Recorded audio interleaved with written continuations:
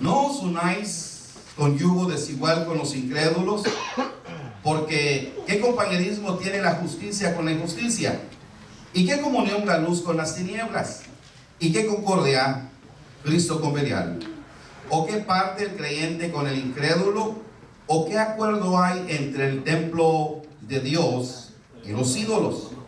Porque vosotros sois el templo del Dios viviente, como dijo Dios: habitaré y andaré entre ellos, y seré su Dios, y ellos serán mi pueblo. Por lo cual salid de en medio de ellos y apartaos, dice el Señor, y no toquéis lo inmundo, y yo os recibiré. Seré para vosotros por padre, y vosotros me seréis hijos e hijas, dice el Señor Todopoderoso.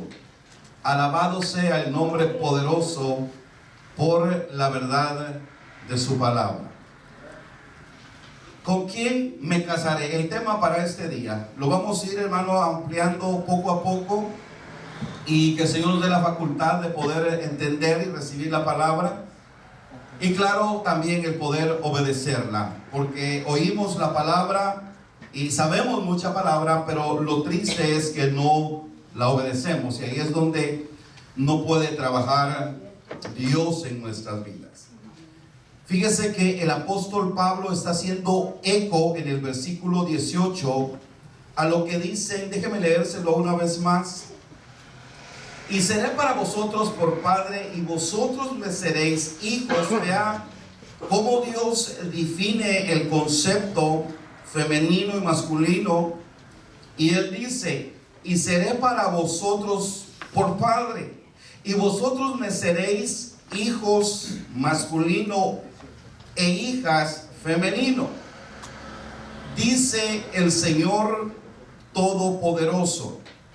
Cuando hablamos de noviazgo, hermanos, el concepto es bastante amplio, y tristemente no tenemos una claridad en cuanto a eso, y por eso se cometen muchos errores. Han habido muchos fracasos, han habido tantas cosas en nuestra sociedad, y tristemente también a la gente de la iglesia, porque a veces no nos detenemos para poder ver lo que Dios nos dice a través de su palabra, y como ya lo dije al principio, obedecer lo que aquí dice, porque el Señor lo dice, y tal vez nosotros lo leemos y lo logramos entender, pero eso no es suficiente. El leerlo y entenderlo no es suficiente. Qué bueno el leerlo y entenderlo, pero para que esto pueda cobrar vida, para que el logo de la palabra con el rema de Dios cobre vida, hay que obedecerlo. Entonces, de esa manera nosotros aprendemos a andar, déjeme usar esta palabra, a andar agarrado de la mano del Señor. El apóstol está haciendo eco a lo que dijeron los profetas de la antigüedad. Y quiero leerle dos pasajes como Dios, porque fíjese que Dios está interesado en ser nuestro Padre. Él quería ser el Padre de el pueblo de Israel, y lo mismo quiere hacer con la iglesia. Lo mismo. Al leer los dos pasajes que vamos a leer en el Antiguo Testamento, nos vamos a dar cuenta que lo maravilloso de la palabra de Dios es que dice que Dios es el mismo de ayer, de hoy y por todos los siglos. Dios sigue teniendo el mismo énfasis, sigue teniendo el mismo interés, sigue él extendiendo su mano para que seamos exclusivos de Él, porque Él nos ama y nos ama con amor eterno. Entonces el apóstol hace eco a algo que ya dijo Dios siglos atrás, y quiero llevarlo al primer pasaje para que podamos entender por qué el apóstol dice, porque si usted lo lee más adelante, dice, como dijo Dios, dice en el versículo 16, como dijo Dios. Entonces el apóstol aquí dice en el 18, y seré para vosotros por padre. En la segunda carta de Samuel, quiero que vaya al Antiguo Testamento, en el capítulo 7. El apóstol está haciendo eco a lo que dice aquí el profeta Samuel. siglos antes. Y lo que quiero que veamos, hermanos, jóvenes, adolescentes que están aquí, es el mismo estándar que Dios está manejando, pero aquí es con una persona. El otro pasaje que vamos a leer ya no es con una persona, sino que es con una nación. Estoy en la segunda carta de Samuel, capítulo 7, y quiero que leamos solamente un versículo. Pablo hace eco de esto, el versículo 14. Oiga lo que dice el profeta Samuel. Dice 7:14 de la segunda carta de Samuel: yo seré a él padre, y él será mi hijo. Y si él hiciere mal, yo le castigaré con vara de hombres y con azote de hijo de hombres. Pero hasta ahí dejémoslo, solamente el 14, ahí habla más. Pero lo que quiero que entresaquemos aquí, hermano, aquí básicamente el que está hablando es Natán. Natán le está aclarando la profecía a David, y le dice Natán a David: esto es lo que dice Dios en relación a ti. Dios quiere que tú seas su hijo porque Él quiere ser tu padre, pero Él te va a corregir y te va a castigar con vara, como lo hacen los hombres, pero lo va a hacer con misericordia.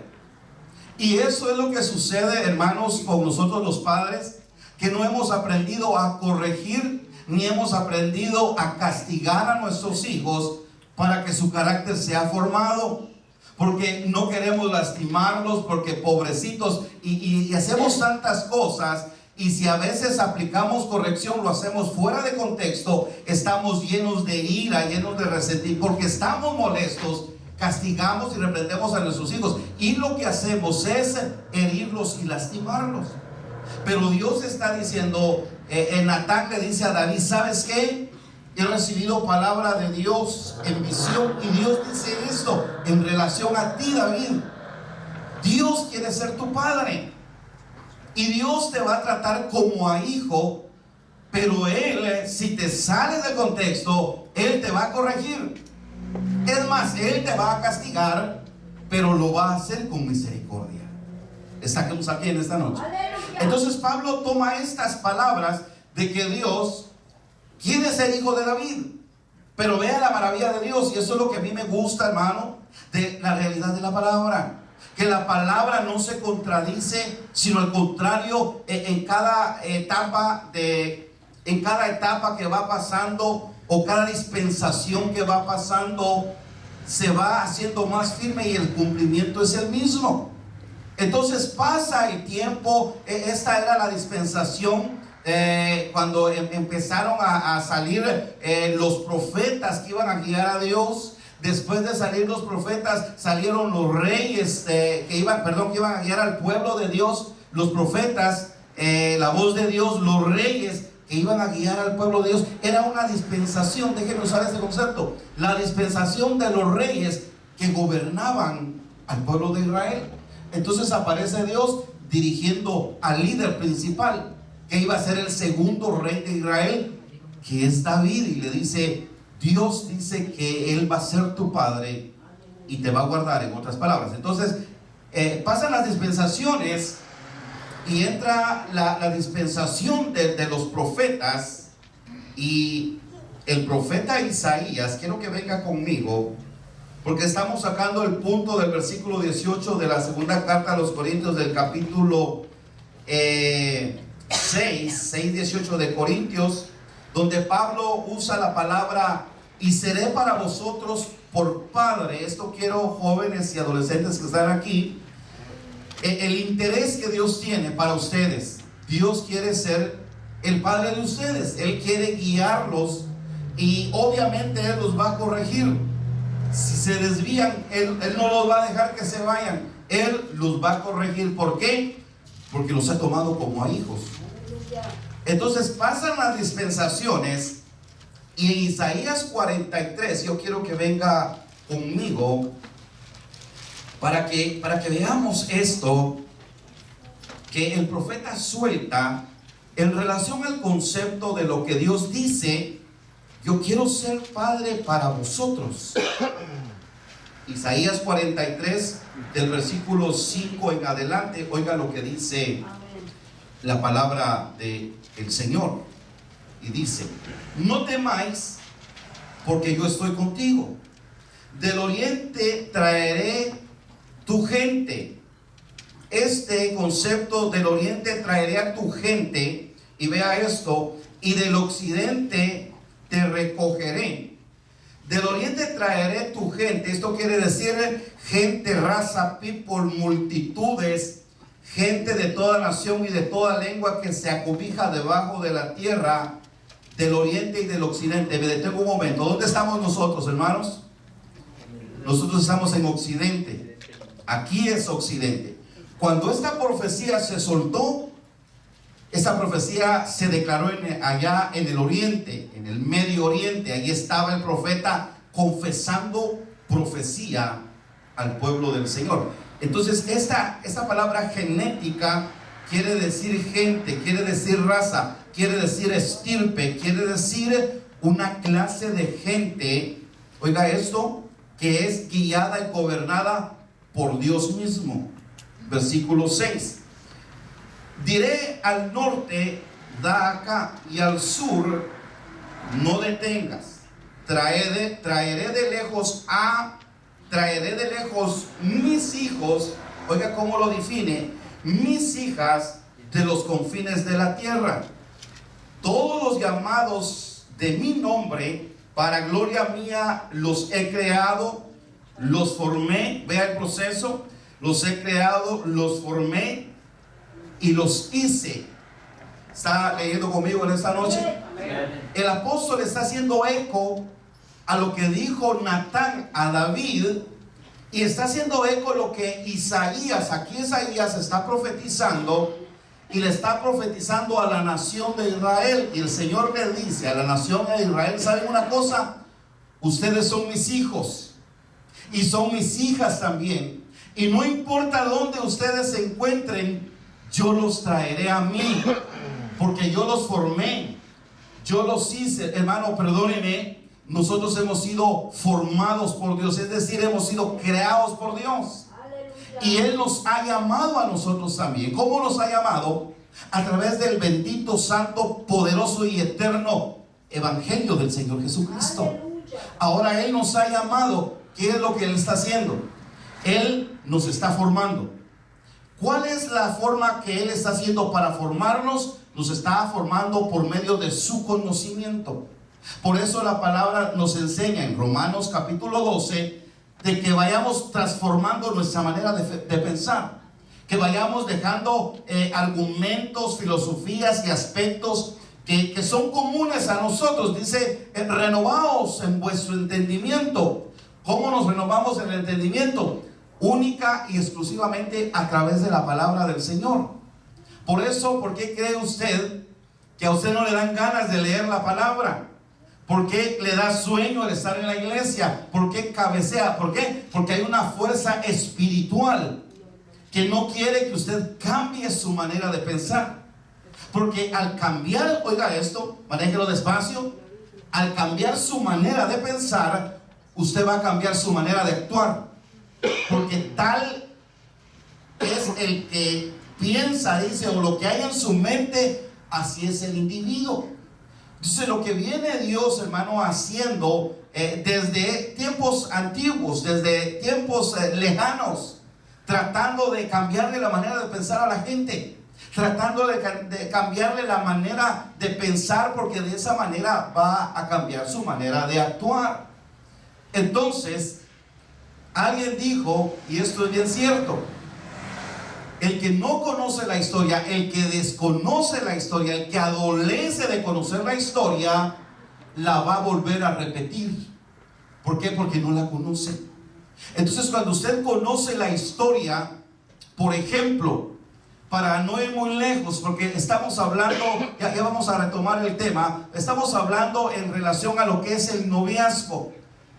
Cuando nosotros no conocemos la historia de nuestros padres, ¿Por qué fracasaron? ¿Cuál fue el fracaso? ¿Por qué vivieron ellos? ¿Por qué sufrieron ellos? Perdónenme, ellos están, y perdón la palabra que voy a usar, están condenados a repetir lo mismo.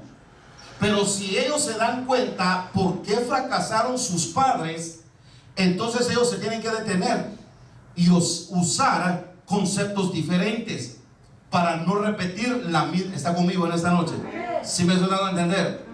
Entonces se necesita, ¿qué cosa? Cambiar la manera de pensar. Entonces, la única manera, hermanos, de poder cambiar la manera de pensar es a través de la Biblia, la palabra del Señor. Usted puede pasar 10, 15, 20 años en una iglesia, pero si no deja que la palabra de Dios le cambie su manera de pensar, siempre va a ser la misma palabra, la misma persona, con solamente una apariencia de piedad, pero no hay nada de cambio, porque oiga esto, despacito hermano, por favor. Nadie le puede cambiar a usted, solamente la palabra del Señor. Si no, véalo con sus propios hijos. No vayamos muy lejos. No veamos a aquella gente, a aquella otra. No veamos lo que tenemos a nuestro alrededor. Entonces uno se detiene hablando del concepto de lo que es el noviazgo, que ya lo he predicado, que el noviazgo es para ir al matrimonio. Pero como los padres adolecen y carecen de esa realidad que es fundamental en la Biblia, dejan que sus hijos tengan relaciones con amigos, con amigas, dejan que se vayan, que no lleguen una noche y tantas cosas, y dicen de todas maneras, y esto es básicamente, no lo respalda la Biblia lo que voy a decir, dicen de todas maneras, Dios va a cuidar a mis hijos. Perdónenme, Dios no los va a cuidar, porque usted es el responsable de cuidar a sus hijos cuando tienen una edad, cuando son adolescentes y no han llegado a una mayoría de edad. Por eso existe algo que se llama orden y disciplina en el núcleo del hogar. Pero cuando desconocemos todo eso, hermano, perdóneme, nadie se sienta mal, hermano, porque a nosotros no nos formaron como familia. Es más, no había familia. Había un solo pleito, un solo problema, discusiones aquí, malos testimonios. ¿Y nosotros qué podíamos darle a nuestros hijos? Porque así fuimos formados. Entonces Dios no nos acusa, hermano, ni nos señala. No, Dios quiere enseñarnos. Por eso dice Él, yo quiero ser su padre, y yo quiero que ustedes sean mis hijas y sean mis hijos también. Entonces, en este concepto, Pablo, quiero regresar a la carta a los Corintios para que continuemos en el pensamiento. Quiero leerle este pensamiento que anoté aquí. Y dice, Dios siempre, regrese a la segunda carta a los Corintios capítulo 12, lo que le leo esto. Dios siempre ha querido tener una relación exclusiva y amorosa con su pueblo Israel. Por eso Pablo hace eco a lo que han dicho los profetas, que Dios quiere tener la misma relación exclusiva y amorosa con la iglesia. ¿Sí? ¿Me oyó, hermano, lo que le acabo de leer? Se lo repito. Dios siempre ha querido tener una relación exclusiva y amorosa con su pueblo Israel, lo que acabamos de leer. Por eso Pablo hace eco a lo dicho por los profetas. Dios quiere tener la misma relación exclusiva y amorosa con la iglesia, principalmente con la juventud y la adolescencia. Entro en el tema en esta oportunidad. ¿Y cuál es el tema? ¿Con quién me casaré? Para que podamos entrar, hermanos, en el tema ¿con quién me casaré?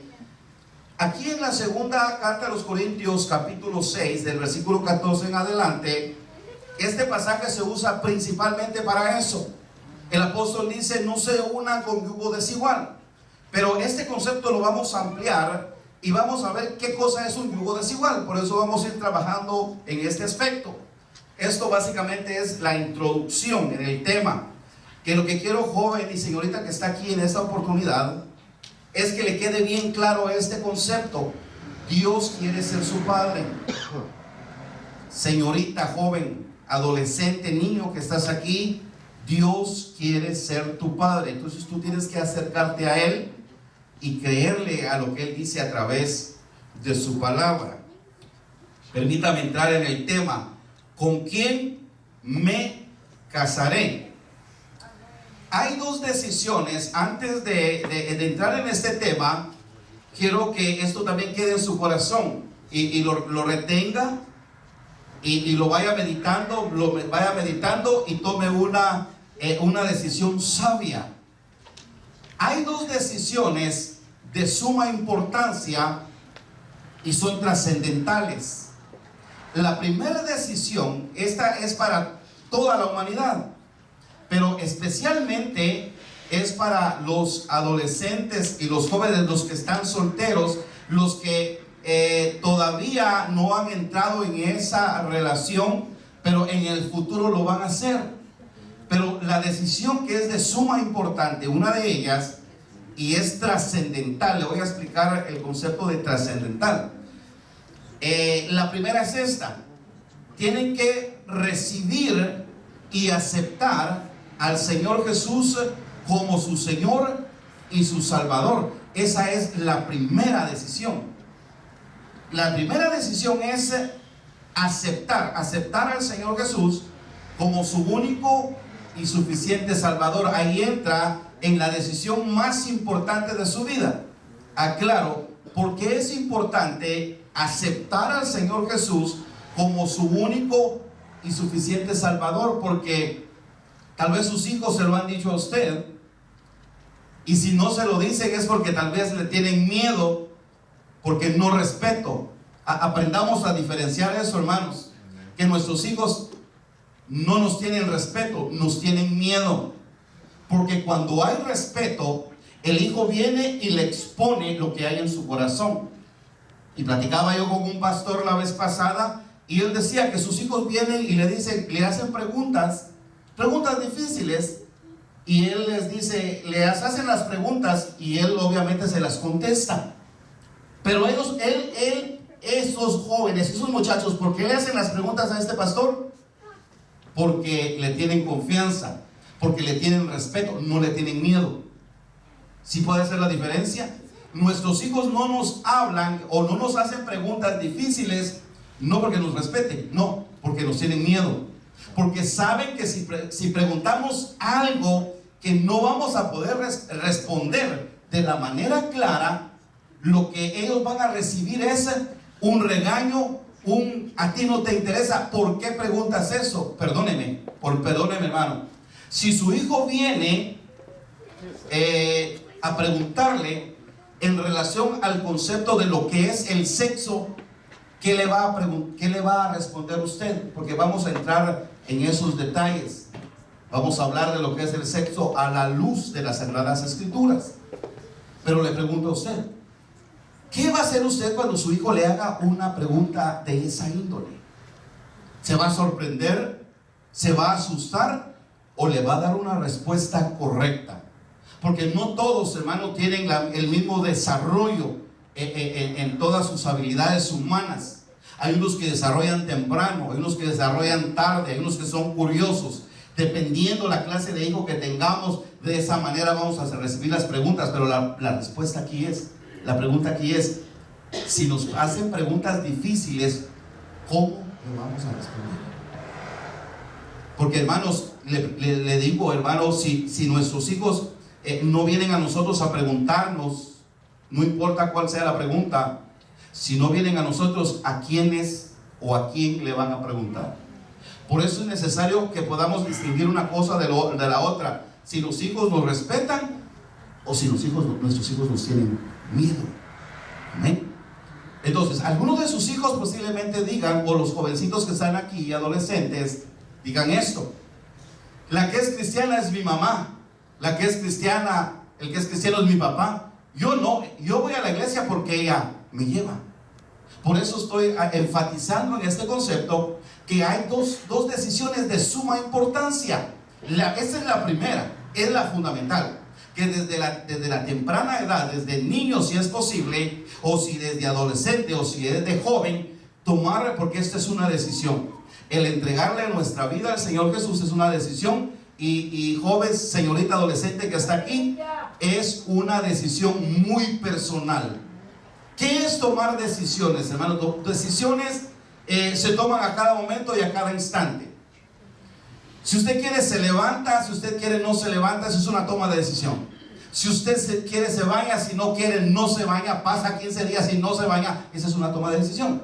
Si usted quiere se lava los dientes, si no quiere no se lava los dientes, esa es una toma de decisión. Si usted quiere va a la iglesia, si usted no quiere no va a la iglesia. En eso a veces nuestros hijos no pueden decidir, porque como que nos los traemos a la fuerza. Qué bueno sería que nuestros hijos vinieran contentos. Y en el andar de la iglesia, hermano, me he dado cuenta de mucha gente y de mucho testimonio, y conocí al hijo de unos hermanos que servían en la central, que él sabía, y esto es triste, se lo voy a contar, pero es una realidad. Es triste que nosotros los padres nos guste, porque caemos en un gusto, en una costumbre. Nos gusta llegar tarde a la iglesia, pero este joven yo lo vi. Él sabía que los padres eran dejados en ese aspecto. ¿Sabe qué hacía ese joven? Él se arreglaba, se cambiaba y se iba. Y él decía: yo ya no los voy a esperar, porque, eso me lo contó el hermano, porque ustedes siempre llegan tarde. Yo quiero llegar temprano a la iglesia. Era un joven, era un adolescente de alrededor como de 13 años a 16, por ahí más o menos le calculo su edad. Pero él agarró las cosas de Dios tan en serio, y tristemente nosotros los padres damos un mal testimonio. Pero vuelvo al punto. Es importante tomar esa decisión de entregarle nuestra vida al Señor Jesucristo. Esa es la decisión más importante en la vida. ¿Por qué es importante? Porque cuando le entregamos nuestra vida al Señor Jesucristo, estamos asegurando nuestra estadía allá en la eternidad. Y pase lo que pase, esa seguridad está garantizada 100%.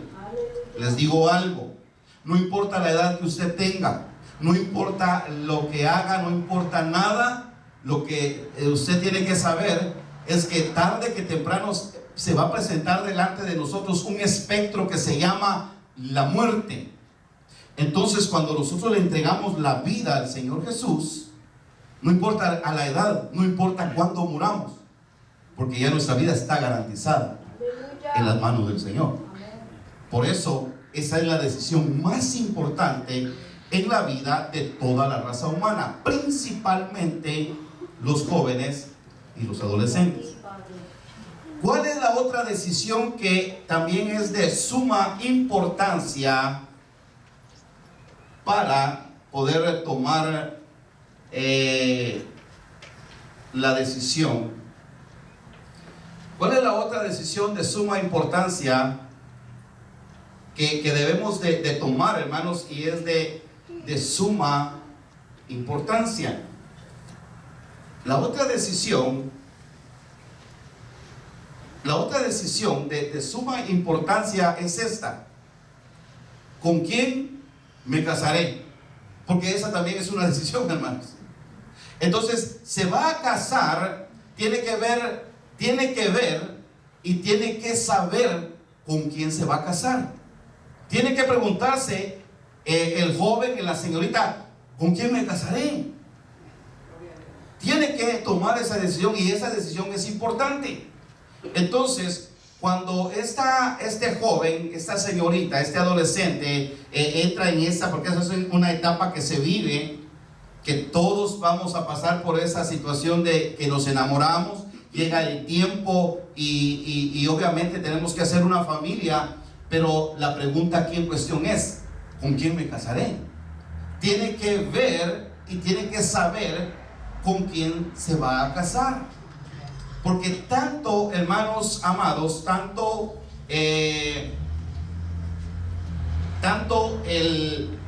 la decisión de entregarle la vida al Señor y la decisión de casarnos son decisiones trascendentales. ¿Por qué son decisiones trascendentales? El entregarle la vida al Señor y el casarse tienen tienen cosas en común, como por ejemplo, fíjese que el trascender quiere decir, hermano, de que no solamente, hermano, se tomó esa decisión y ahí se quedó. No, trasciende a otra dimensión, si me deja usar esta palabra. Entonces, cuando se toma esta decisión, lo que es entregarle la vida al Señor y el casarnos, ¿sabe qué es lo que tienen en común esas dos decisiones? Y son de gran importancia en la vida de los seres humanos. Lamentablemente a veces no hay momento para explicarlos o para ponerle atención, porque eso es aburridísimo. Yo ya lo veo a usted de que le está dando sueño, porque esto es bien aburridísimo, el hablar de la Biblia. Déjeme abrir esto. Pero si usted me lo permite y usted está interesado, usted va a tomar estas decisiones. ¿Qué es lo que tiene en común el entregarle la vida al Señor y el ver con quién me casaré? Son dos decisiones que son perpetuas. ¿Sabe qué es perpetuo, hermano? Algo que es perpetuo es algo que tiene principio, pero no tiene fin. Al hablar de entregarle la vida al Señor y al hablar de quién me casaré, son las dos decisiones más importantes en la vida. ¿Por qué? Porque estamos hablando de perpetuidad. ¿Qué es perpetuidad? Ahí estamos hablando de dos clases de genética. Estamos hablando de una genética espiritual y estamos hablando de una genética humana. El entregarle la vida al Señor, nos estamos perpetuando en la eternidad juntamente con el Señor. Y cuando buscamos con quién me voy a casar, estamos perpetuando nuestra genética, porque eso es lo que Dios quiere. Dios quiere, hermano, que la gente se case. Ese es el plan del Señor. Pero Él quiere que se case bajo sus normas, bajo sus principios, bajo lo que Él ha determinado a través de la palabra del Señor. Ahora vea esto cómo está interesante.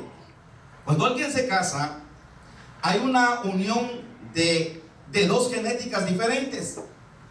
Y cuando en esa unión matrimonial obviamente hay un contacto íntimo sexual, obviamente van a ser una tercera genética de estas dos genéticas que se unieron, y ahí es donde entra la perpetuidad.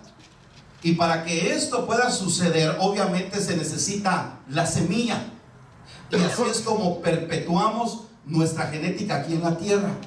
Como por ejemplo, yo soy primera generación, mis hijos son segunda generación y yo ya tengo una tercera generación. Ya mi genética ya está viviendo en mi nieta. ¿Está conmigo? Y de esa manera se perpetúan las generaciones sobre la tierra. Entonces hay dos hermanos, dos situaciones de toma de decisiones importantes en la vida. Una es nuestra perpetuidad eterna, que solamente está en el Señor Jesucristo, y nuestra perpetuidad humana terrenal, que está cuando nos unimos en matrimonio. Por eso la pregunta es importante: ¿con quién me casaré? Y fíjese que esto es interesante también, que tanto la genética espiritual y la genética terrenal de nosotros los humanos tiene principios, tiene mandamientos y tiene ordenanzas, y las dos son guiadas por Dios y son cuidadas por Dios a perpetuidad. ¿Está conmigo en esta noche? Eso es lo maravilloso, hermano, de poder entender este concepto de con quién me casaré. Así es de que quiero leerle esto. ¿Qué dice Dios, hermano? Y seré para ellos padre, y ellos me serán hijos, dice el Señor Todopoderoso. ¿Por qué Él dice eso, hermano? ¿Por qué lo dice? Porque Él quiere tener participación activa, tanto en la genética espiritual como en la genética terrenal, física, humana. Él quiere tener participación activa en esas dos genéticas. No sé si me suena entender en esta noche, hermano, porque veo que se me queda viendo, pero creo que sí, ¿verdad? Yo al menos sí me estoy dando a entender. Quiero ir terminando el pensamiento, hermano, porque se me avanzó el tiempo, quiero terminarle en la segunda carta a Timoteo, y en el versículo 3, solamente se lo voy a leer y la próxima semana lo vamos a desglosar. Déjeme leerle este pasaje para ir terminando el pensamiento. En la segunda carta a Timoteo, capítulo 3, del versículo 10 hacia el 17, dice este pasaje. Dice: pero tú has seguido mi doctrina. Doctrina es enseñanza. La enseñanza es una regla de formación en el carácter humano, físico y espiritual para los seres humanos. Pero tú has seguido mi doctrina. La doctrina produce esto: conducta, propósito, fe, longanimidad, amor y paciencia. Y básicamente estos factores son importantísimos en una relación de noviazgo. Versículo 11: persecuciones, padecimientos como los que me sobrevinieron en Antioquía, en Iconio, en Listra, persecuciones que he sufrido, y de todas me ha librado el Señor. Cuando entramos ya en la vida del matrimonio, empiezan las persecuciones, pero ahí está, cuando invitamos al Señor, Él está ahí guardando esa descendencia nueva. Versículo 12: y también todos los que quieran vivir piadosamente en Cristo Jesús padecerán persecución. Mas los malos hombres y los engañadores irán de mal en peor, engañando y siendo engañados. Pero persiste tú en lo que has aprendido y te persuadiste, sabiendo de quién has aprendido. Eso es lo que hace la diferencia.